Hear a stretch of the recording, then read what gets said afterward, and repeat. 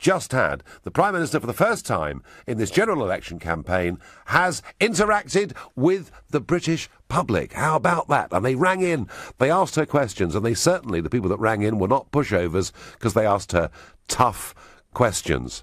What did I think of the interview overall? I think when it comes to all the personal questions, she's a very self-assured, confident person. She knows who she is. When it came to answering the questions, she puts herself there to say, look, I am going to be a strong leader. I am deeply experienced in politics. And I think all of that is certainly true. When it comes to answering tough questions, when Nick Ferrari pushed her again and again, are you going to raise taxes? And she answers, we've no plans to raise taxes. You know that means at some point she can raise taxes and say, look, I never, ever lied to the British public. And I felt the same about immigration. You know, when he said to her, well, you were Home Secretary for all those years, and immigration got nowhere near tens of thousands. What's going to happen now? She says, no, we must reduce immigration because it's having a negative effect upon the country. So I got the impression that if she wins the election, not very much will change. But that's not a reason to say that she won't win the election, because it's all about her versus the competition. So I want to listen again to her about whether she's going to put up taxes, and tell me what you think. See if you agree with me that she's left the door open to put taxes up. Have a listen. We are a party that believes in actually trying to ensure that we have low taxes, rather than the instinct of the Labour Party, which is to put taxes up. It doesn't quite answer the question. Will you be putting taxes up? Well, what I'm saying is we have no plans to increase the level of tax. For the full term? No plans to increase the level of tax. Was it President Bush Sr.? Read my lips, no new taxes. Well, he, despite having said that, did. I think it's pretty clear that taxes, certainly for people, certainly for the higher earners, taxes under Theresa May, I'm pretty confident, will be going up. And what you got there was a classic career politician answer. What she does not want to be called is a liar. Too many of our previous leaders have been accused of lying, and it's a horrible word, actually. But if it sticks to you as a politician, it's seriously bad news. Now, Brexit, clearly this election is about Brexit. And let's just hear what the Prime Minister defined as being a good Brexit deal. A good, deep and special partnership with the European Union. We have a good trading relationship with the European Union. We're still cooperating with them on security. Outside of the single market. Well, with access to the single market, not a member of the single market. Because if you're a member, you have to have, abide by the European Court of Justice and free movement. Effectively, you're still a member of the European Union. Well, I agree with her about that actually, if we did stay part of the single market, there's really not much point in leaving anyway. So she was very good and very clear on that. That is what she wants. As to whether that's where she's going to get to is a separate question. But at least the objective was clear. Now, there was also a lot in this interview about her life away from politics. And she was asked by Nick, and I guess it was a fairly tough question in a way, that how did she feel about not being able to have children? It's been very sad. It just turned out not to be possible for us. Of course, we're not the only couple who finds themselves in that situation. And when you do, I suppose you just get on with life. Well, there we are. But it was a pretty tough question, but I think she answered it pretty well. So on the personal stuff, I think she gets full marks for being honest and open. It's on the political stuff where I think we saw a bit more of the careerist. Now, she was also, then this was funny, and don't forget, in the last general election, I was conducting these sort of interviews as the leader of UKIP, and I was asked a whole host of questions, a whole host of personal questions, many of which I did my best not to answer, but Nick Ferrari even asked her about cookery. Try this. I might do something like a slow roast shoulder of lamb. Oh, right, slow roast. And what's the key to making that really work? Well, it's making a really slow roast, so it really falls off the bone. Absolutely gorgeous. So we'll analyse all of that. Had I been asked that question, I'd have said, well, actually, what I'd say is, why don't we pop down the pub, and they've got salt and vinegar, and they've got ready salted and peanuts. No, I wouldn't really. But there we are. So please respond. Call us on 0345 6060973. Text us at 84850. Tweet us at LBC using the hashtag Farage and LBC. And we are up live on Facebook now 2 on LBC's page. So let us know what you think on any of those issues. Alan in Fleet, what did you make of the interview? Good, bad, indifferent? Well, personality, she's a nice person. I'm not interested. I want to know about policy and the impact it's going to have on our country, on our public services. The one thing she talked about, personality, was the sense of public service from her father. Yep. Then I'm stunned. She's leading a party which is destroying public service. Public servants have not had pay rises for 10 years nearly. There have been pay freezes. They're thousands of pounds behind inflation. They're leaving in droves and they're being forced out, and the Tories do not care about that. That is going to destroy public service. The nurse spoke about, and the doctor spoke about, understaffing, losing staff, people leaving. She glossed over, we're putting more money in. The NHS have told us what we need. It's nonsense. And They're destroying that the Alan, NHS extended. on their side. That extended, didn't it, beyond the NHS, but it actually went into the armed forces too. Indeed. I don't trust the Tories on any form of public service provision at all. Jeremy Hunt has shown total disregard and contempt for doctors, imposing, and she's let him get away with it. She's put him up to it, probably. She's not moving him because they want to do that job. She's letting him get on with it, so she is to blame as far as I'm concerned. I'm not interested in the personality. I want to know about policy and what it's going to do.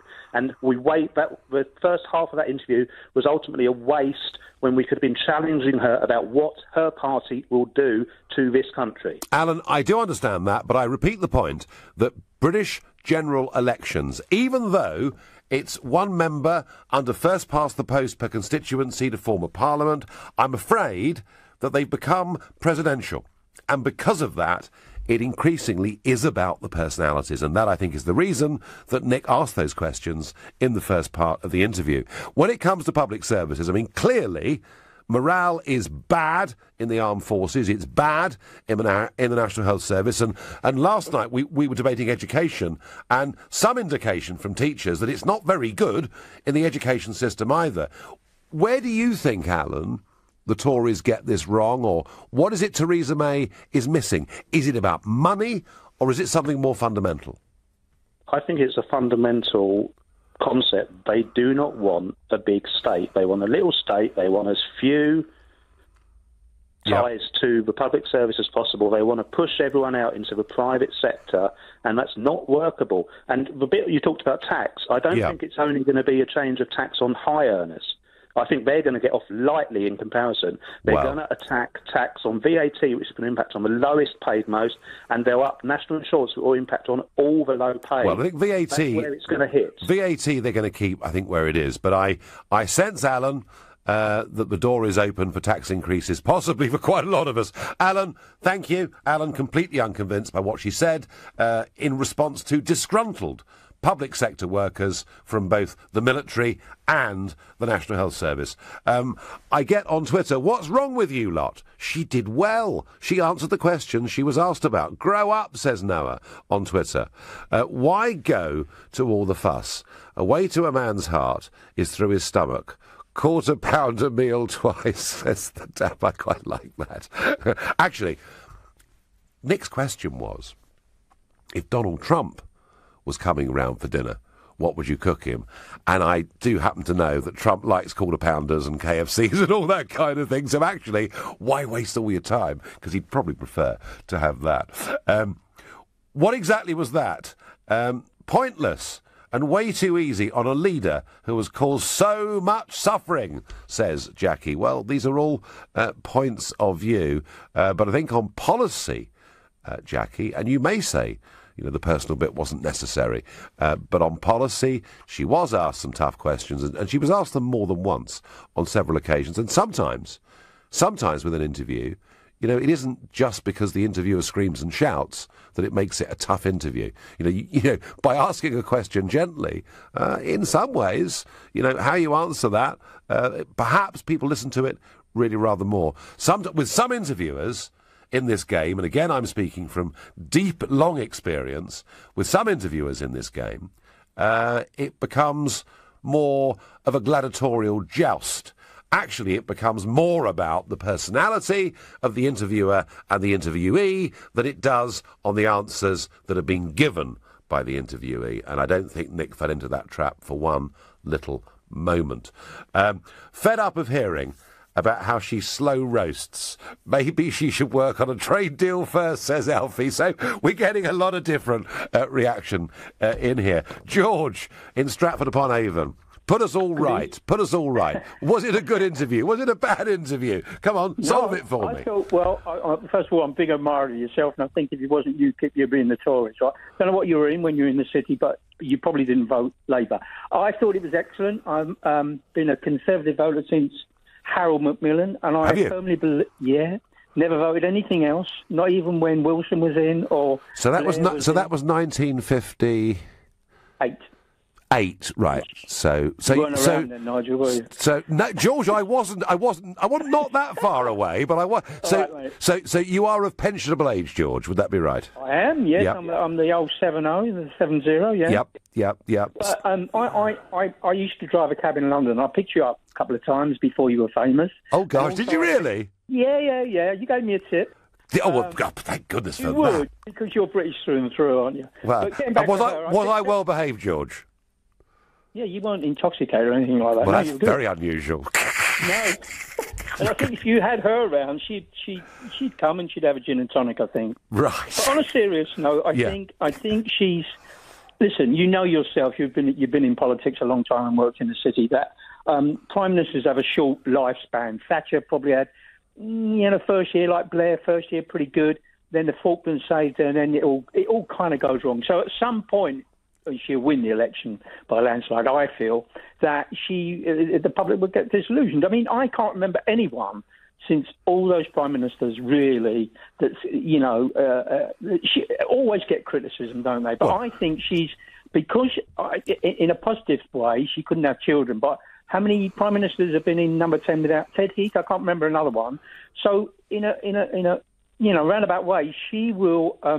Devote all her time to the politics. No, I get that, George. I get that, George. And I also get you can't lead forever without a degree of disillusionment. I'll make one prediction, George. If David Cameron is right, and if what he told that voter on the streets of Nantwich is right, and I have half a feeling that it might be, that the reason she's calling this election is to get a thumping majority so that her hardline Eurosceptics can't hold her to ransom over a Brexit deal, which now means she can make big concessions over the course of the next couple of years. That, George, I think is when you will get public disenchantment, because I really do believe that Brexit voters that vote for Mrs May in this election, listening to what she's saying, will want her to deliver the full Brexit. If she doesn't do that, George, they'll be upset. George, I thank you, not only for your call, for your kindness, for your views, but for saying nice things about me 25 years ago. Thank goodness for that. There's an awful lot that wouldn't do that. Right now, you're listening to The Nigel Farage Show, exclusively on LBC. It's 7:15. We're taking your reaction to Prime Minister May's interview as part of the Leaders' Live debate exclusively here on LBC with Nick Ferrari. And we will hear from all the party leaders over the course of the coming weeks. Clive Bull and the Property Hour will be back here from 9, but until then, you've got me. And I want to hear your reactions to the interview, how you feel about the PM, how you feel about the Tory campaign so far, plus maybe the fun bit. You can ring up and challenge, criticise, condemn anything I've had to say on this subject. I'm going next to Tina in Solihull. Tina, good evening. What did you think of Mrs May tonight in the interview? Good evening, Mr Farage. I felt that the whole interview was synthetic, I believe is the word. Right. There are thousands of people out here, by the way, may I say, that actually voted Brexit, but were not born in this country. And a lot of people use the word Brexit or the title Brexit as a way of expressing their own racism. Well, there are people of colour. There are Asian people, there are African Caribbean people. There are lots of people that were not born in this country. I know that, Tina. I know that. What I'm saying is, right, OK. And I know you know Nigel, I know you know because you've spoken on behalf of African Caribbean people and Asian people that came into this country in the 50s and helped to build it to what it is. But even our backs are being walked on. Even we, some of us, have had enough. And when we speak about that, when we are getting the blame today, 2017... not having houses. Right, okay. We're getting my generation. I'm in my 40s. Yep. My parents' generation, even my daughter is experiencing racism because of the new influx of immigrants that have come here and walked on my parents' back. I'm afraid, Tina... Nobody's recognised that. Yeah, no, that's what I'm angry about. Tina, I understand that completely. I mean, look, we, from 1950 until nearly the year 2000, had net migration into this country running at an average of about 30,000 people a year. For all those decades, it ran at about 30,000 a year. It is now running at 10 times that number, and quite possibly, Tina, with illegal immigrants and trafficking, it's quite a lot higher than that. And I think you're right. I think the fact that it's got out of control has actually led to a worsening of relations right across our community. Now, our Prime Minister, at least these days, our Prime Minister acknowledges and recognises the fact that it's running at too higher number. The problem is that when she was asked the question by the caller, and when it was followed up by Nick, I mean, Tina, did you believe there was even a chance that she would reduce net migration back to something like 30,000 people a year? No. No, well, nor did I either. I think it's going to continue to run at very, very high numbers, and I think that is bad for all our communities, Tina. I genuinely do. And to your point about Brexit, yeah, I remember going into the centre of Birmingham. There's that big market, isn't there, in the centre of Birmingham, and everything is there, meat and fish and clothes and goodness knows what else. And I remember going into that market, and a very large number of those businessmen and women were foreign-born, but living in the United Kingdom, and they were Brexit to a man and woman. So don't worry, I do completely understand that large numbers of those communities voted Brexit, and large numbers, Tina, of those communities want us, post-Brexit, to re-establish a better relationship with the Commonwealth countries, who are our truest best friends in the world, Tina. Yes, definitely. Definitely. Our MP here in Solihull, yep. I actually because I actually have to experience a lot of racism on a daily basis. There are occasions where I don't want to go out. Tina, I can't talk about individual constituencies because there is a general election going on. But the fact you've experienced racism in recent years and hadn't in previous years, I think says a lot about government policy, where it's going wrong, and I thank you very much indeed for your call. Jane in Raysbury, did you enjoy the interview, Jane? I did, Nigel. I thought it was very good, actually. Much better than I expected it to be. Go on. I thought it was a real humanising interview, and I really liked the fact that I know some of the callers are saying he went soft on her, but I don't agree with that. I think that I've listened to Nick Farage for many years, and he doesn't go soft on anyone. And I think the difference was that she knew her facts and figures, and that's exactly what I want in a Prime Minister. Isn't that the point, Jane? Had she, when she was asked, how many soldiers are there in the British Army, bumbled and stumbled and given a figure between 10 and 1 million somewhere, then I think she would have been met with exactly the same degree of derision that other politicians have been who can't answer simple questions. So I would certainly agree with that. Yeah, and rightly so. I think if she'd said there were 11 billion of them, or whatever Diane Abbott is supposed to have said, then it would have been a different story. But I thought it was a really good interview. I didn't think it was soft at all. I think maybe there were some things that we didn't get a chance to cover because it was only a half an hour, but I thought generally she gave a very good account of herself, and I'm very much looking forward to see how Corbyn does. I don't think he's going to do so well. Well, and I think also to all those people listening, watching right now, who say, look, Nick was too soft going on this personal stuff, I think actually you'll have to judge Nick at the end of all these interviews. Because it's up, he needs to be even-handed, doesn't he, with each of these interviews, and I'm sure he will be. And an earlier caller, Jane, said to me that they thought it all looked a bit staged, a bit... Well, believe me, I went and spoke to Nick before he came down to the studio, and there's no way this was staged. You know, he was getting ready and not knowing exactly what was going to happen next. So there's no question of that. Jane, do you normally vote Conservative?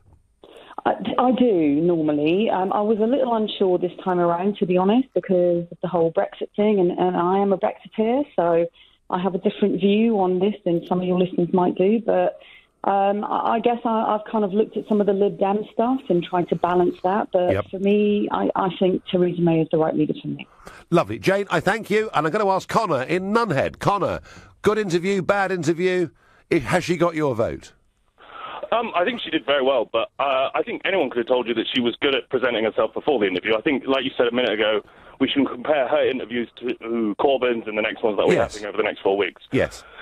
The point on has she captured me, I wouldn't say so. I voted Conservative. I'm 23 at the moment. I voted Conservative previously because I thought they were going to fix the surplus of the country. We owed a lot of money, and we still do. We still do. And what she's done, I don't... how to say it? She expects people my age to just fall in line behind her and go, yes, we've got a plan. Corbyn and all that have no idea what they're doing. Just follow us. Mum's the word. But I need to actually know. She hasn't talked about any policy issues that I actually care about. There's a lot of things that I want to talk about, but she just doesn't seem to talk about them. No one does. Well, I mean, she is talking about... OK, there are lots of issues that she is talking about. But, I mean, what's the one... Connor, had you had the chance to ask her a question, what would you have asked? I was typing a question to her. The lines were busy, and she was only half an hour. I tried to get a question. What I was going to ask, on housing, actually, because everyone's sort of diving skin deep at the moment. What I want to know is, there's over 1 million houses that are empty in the UK at the moment. Both parties, Conservatives just said that they're going to have some new ideas on... housing policy, in building all these new houses. But what about these houses that are already empty, whether they be council houses or whatever? Those are empty, and even more amazingly, houses in Belgravia, these £1 million houses. I know. I went into the. Do you remember the Russian-owned one back in February? I went in there, and you see these giant derelict buildings that are completely empty in the centre of London, and it makes you go crazy. It's like, what is? There's homeless people on... Well, and there are investors from the Far East buying brand new flats, not bothering to put anyone in them, and just keeping empty flats for the sheer property investment in real estate. No, Connor, I get that. However, even with all the empty buildings, and even with the idea that actually, with boarded up shops in many town centres, perhaps town centres could become places where people actually live again, because they're shopping out of town. Despite all of that, nobody, Connor, or at least not this Prime Minister, and I don't think the opposition leaders, nobody yet has really answered how they're going to solve the housing crisis. Connor, I thank you very much for your call. You're listening to the Nigel Farage Show, exclusively on LBC. It's 8:30, and Clive Ball's coming up at 9 with the Property Hour, but for me, until the top of the hour, for now, you've got me, Nigel Farage, reacting to Theresa May's interview with Nick Ferrari. The first time in this election campaign she has spoken directly to... yes, the general public. How about that? And we didn't hear strong and stable leadership, and we didn't hear coalition of chaos. Actually, we had an interview, half of which was about her as a person, what her makeup is, her background, her thoughts, her beliefs, how she sells herself in terms of her leadership qualities, and the rest on policy coming through phone calls from the general public, some of whom were dissatisfied with the state of public services, others who were concerned about immigration or Brexit. So over the next few weeks, all the other party leaders will come on too and get the same treatment. And the Twitterati are busy. Prepare to have Brexit watered down. Don't vote Tory until we know their plan. After all, the rhetoric, May is a Remainer, says Paul. So, Mrs May has over 100 cookbooks and enjoys a shoulder of slow-roasted lamb. What an insult to those using food banks, says Judith. I'm not so sure I buy that. Interestingly, there is a separate debate going on through social media. And Clara says on Twitter, is it not sexist to ask May the children career question?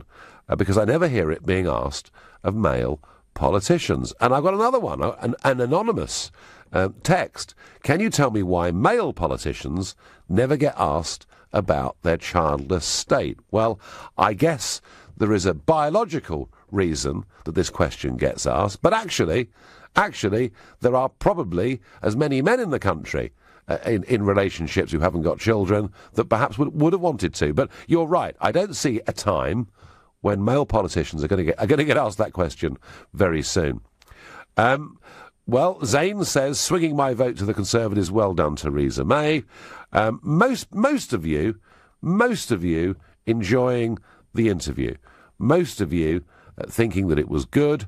Come on, Nige, concede the fact that she couldn't drop immigration that much while in the EU chains. Yes, I know, a point I made to her, week after week after week for 6 years. Why, Home Secretary May, are you pretending to the British public? Why are you standing for election telling us you will cut immigration when we have an open door to the European Union? Answer, there came none. But we were assured, don't worry though, because the non-EU bit will be cut substantially, and it wasn't. That's my point when it comes to immigration. And remember, this has been the biggest issue in British politics for the last few years. Every single poll asking people what's their main concern. Immigration's been at the top, and here we have a general election where effectively they're trying to bury it as an issue despite their record of failure.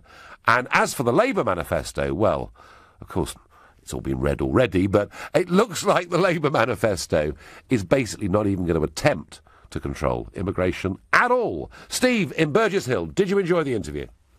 Yes, I did. Good. I thought she was excellent. Couple of points. Yep. One of your callers, Alan, he was going on about how the Tories, the public sector, haven't had a pay rise in 10 years. Yeah.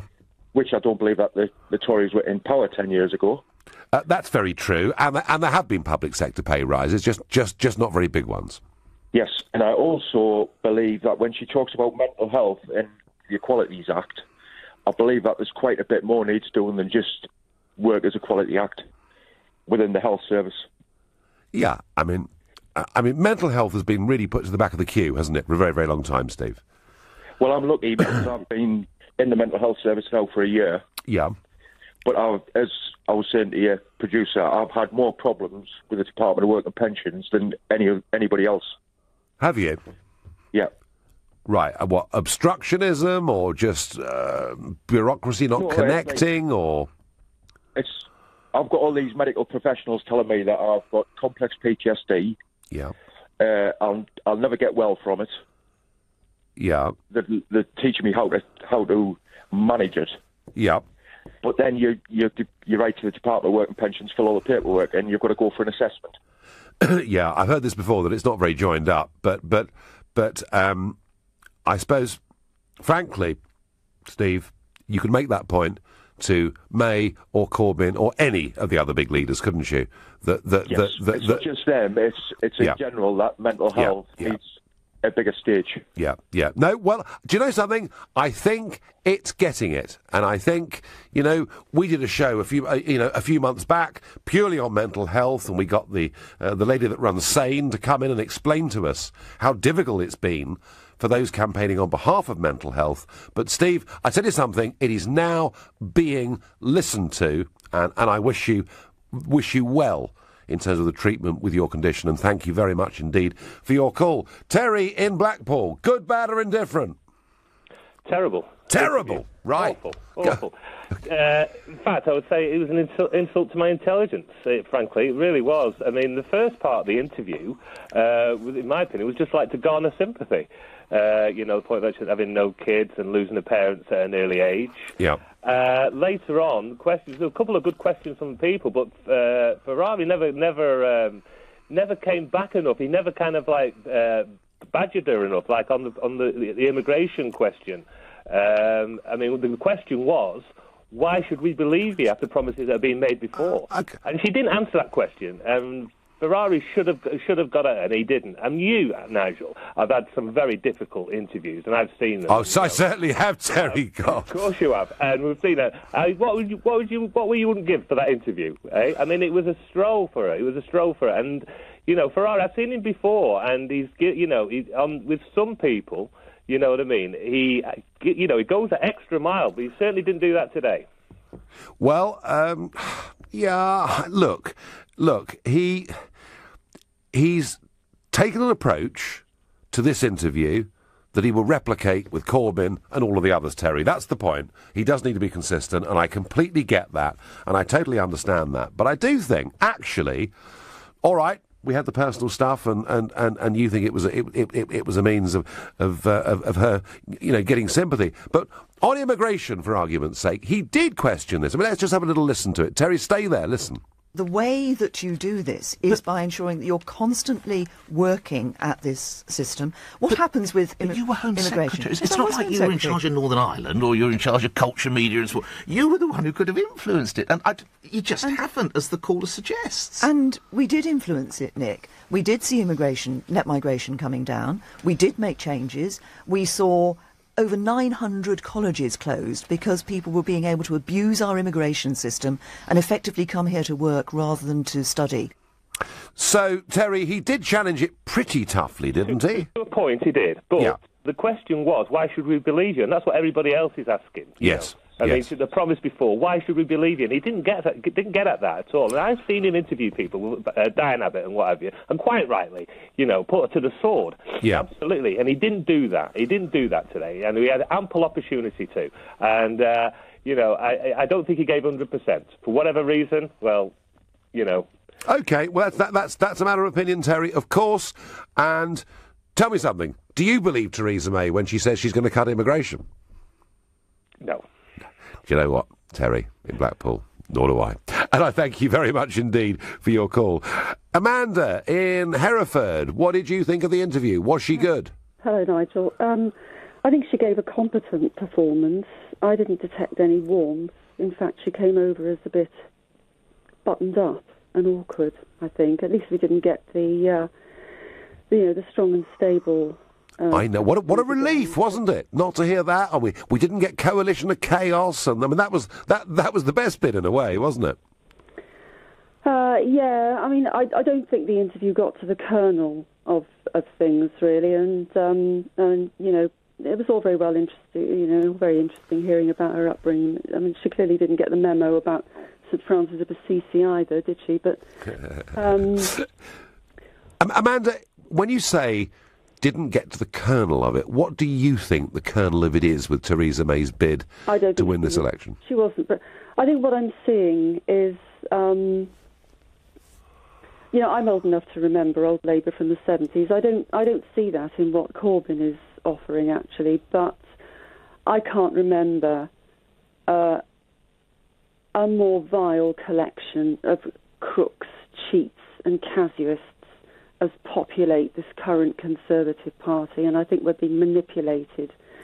I think the knives are out for Corbyn because they all know that he'll start derailing their gravy trains, and they're determined to get rid of him.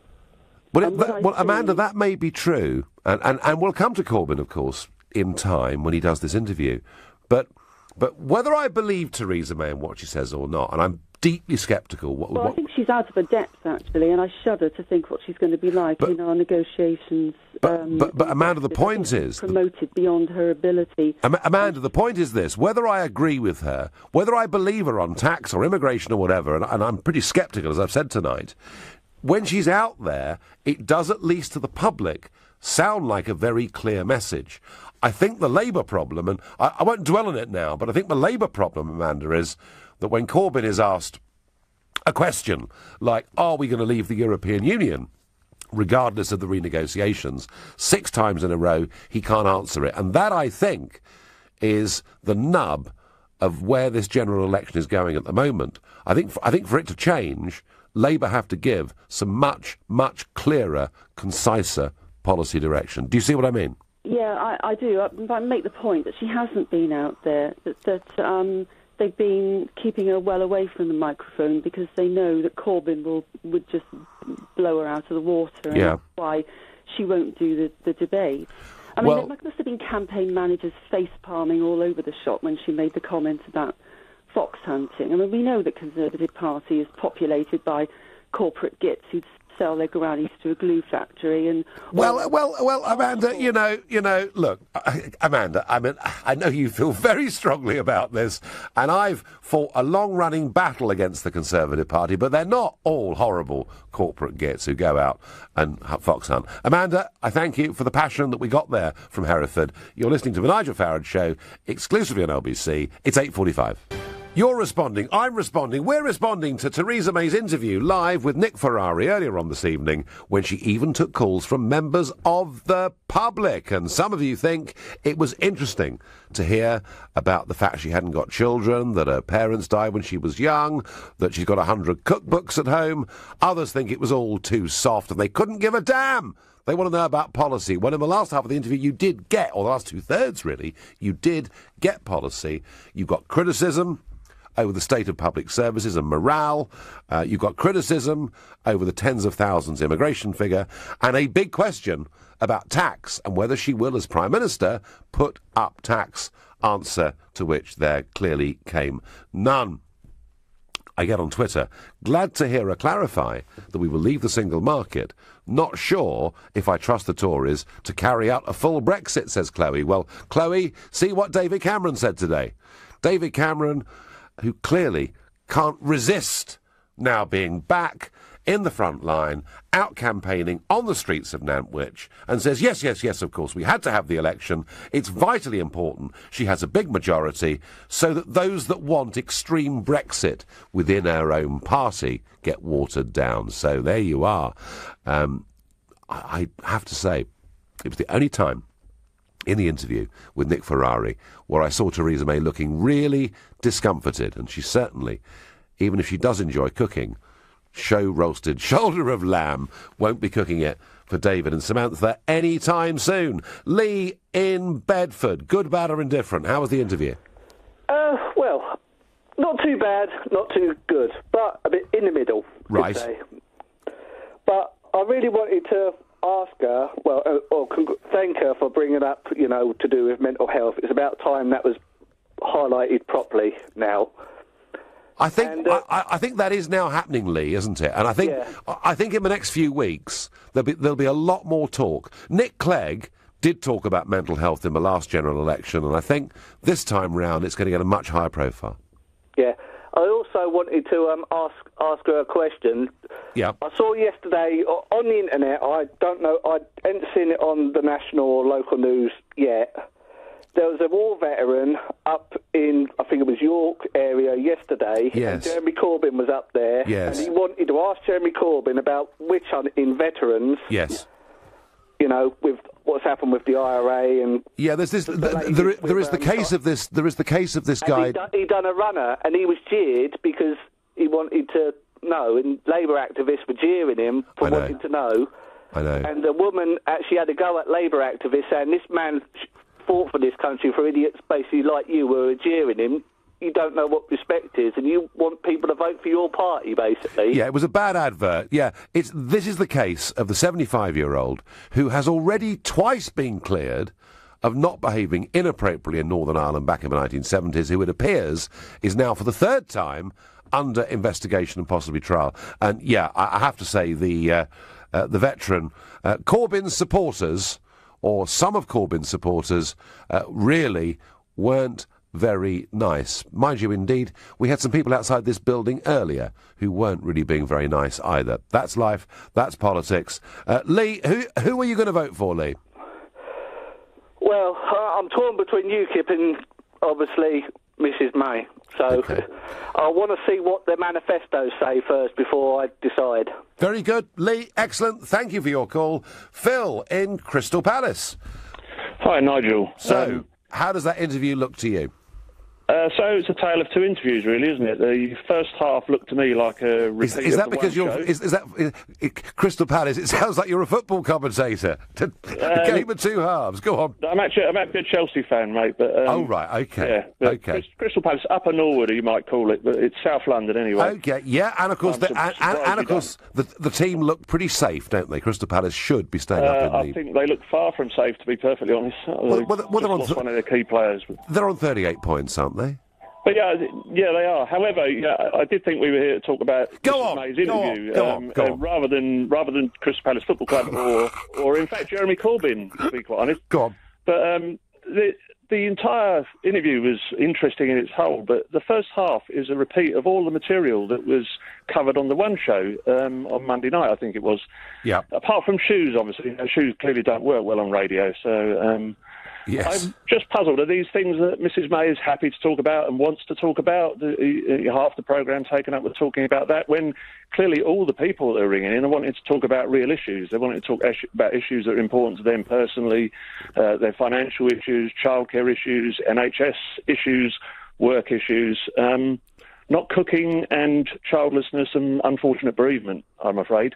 It's really not what I'd expect half the programme to be taken up with, especially, as I say, when we've heard it all on the One Show this week on the One Show. Okay, Phil, you make that point very strongly. What about the show where the public did ask her questions? What did you make of that?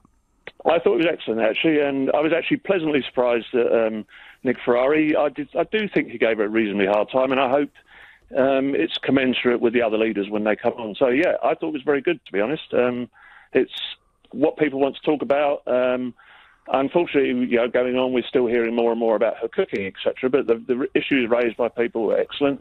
One of the things that does concern me, and I have family issues with mental health as well. Yeah. So that's quite important. And I'm slightly puzzled at people praising Mrs May. One of your callers praised her for a Mind Centre, which is a charity outlet, not an NHS outlet. But this government, which Theresa May has served in for the last 7 years, has devastated NHS services, and the hardest cuts have fallen on mental health services. And yet, apparently, we're to praise Mrs May for her great stance on mental health. I know. Doesn't stack up. I know. Phil, with all of this stuff, it's very difficult for anyone to know what to believe, because the minister's asked the question, what about the cuts? The minister says spending's at an all-time high, and it's difficult for people actually to make their minds up on it. But Phil, I take your points about the interview. I understand what you're saying. There are others who would not have watched the One Show the other evening, who perhaps for the first time would have found out some things about Mrs May personally they hadn't known before. I don't know. James in Sutton Coldfield, you are the last caller of the evening. You've got 30 seconds to make your point, James. Hello, Nigel. Great to talk to you. Almost 1 year on from the Sutton Coldfield EU debate with Heseltine. I was there with Heseltine. I thought Heseltine wanted to throw me off the platform. It was so passionate. Nice and balanced interview. I think from a PR point of view, it's very good, because they've got to try and make her seem a bit less cold, a bit less unapproachable, because I think Tim Farron and Corbyn have got a little bit of an edge over on that so far, just in terms of being seen as approachable. It was just a shame that he couldn't have asked her about the Labour manifesto leak, just to see, just to test her being able to sort of comment dynamically on... Although, James, the object was to speak to her, and the object in the last hour and a half has been to speak about her, although we have got diverted off onto Corbyn and various other things. But, James, are you convinced enough to want to vote for her? I'm afraid I'm not, to be honest. You're not. OK, James, listen, thank you. Thank you to all of you who've called in, texted in, tweeted in, a tweet here. Nick should have asked her how much she was paying Nigel Farage to work as her policy advisor, Lawrence Gardner. Well, she certainly does sound a bit like me on a lot of things that she's saying. And one of the reasons for the interview is for you to judge whether you believe what she said in answer to those questions about tax and immigration and everything else. So we've been taking your reactions to Prime Minister May, who earlier took part in the Leaders' Live debate exclusively here on LBC. And over the coming weeks, we'll hear from all the main party leaders battling for number 10. For Labour, Jeremy Corbyn, Tim Farron for the Lib Dems, Paul Nuttall for UKIP. I'm back on Monday evening from 7. Coming up at 10, it's Ian Collins. But up next, it's Clive Bull. Thank you very much. And it's the Property Hour coming up after the news with Direct Line Landlord Insurance. On the panel to answer your questions tonight, our regular expert Kate Faulkner from Property Checklists and Alan Milstein, Chairman of the Residential Property Surveyors Association.